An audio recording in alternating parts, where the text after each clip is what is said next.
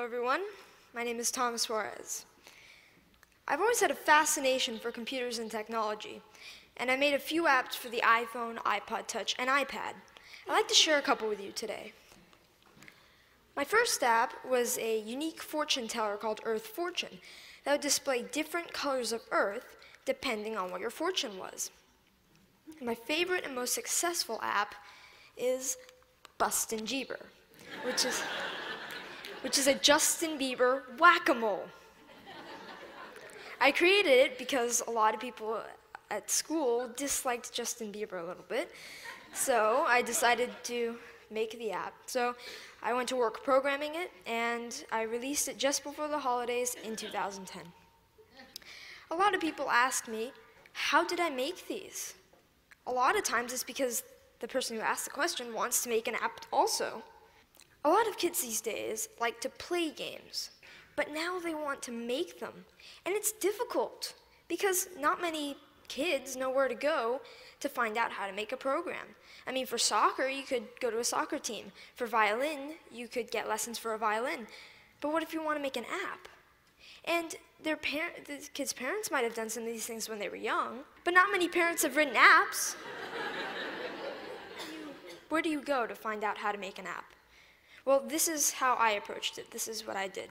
First of all, I've been programming in multiple other programming languages to get the basics down, such as Python, C, Java, etc. And then Apple released the iPhone, and with it, the iPhone Software Development Kit. And the Software Development Kit is a suite of tools for creating and programming an iPhone app. This opened up a whole new world of possibilities for me. And after playing with the Software Development Kit a little bit, I made a couple apps. I made some test apps. One of them happened to be Earth Fortune, and I was ready to put Earth Fortune on the App Store. And so I persuaded my parents to pay the $99 fee to be able to put my apps on the App Store. They agreed, and now I have apps on the App Store. I've gotten a lot of interest and encouragement from my family, friends, teachers, and even people at the Apple Store, and that's been a huge help to me. I've got a lot of inspiration from Steve Jobs. I started an app club at school, and a teacher at my school is kindly sponsoring my app club. Any student at my school can come and learn how to design an app. This is so I can share my experiences with others. There's these programs called the iPad Pilot Program, and some districts have them. I'm fortunate enough to be part of one.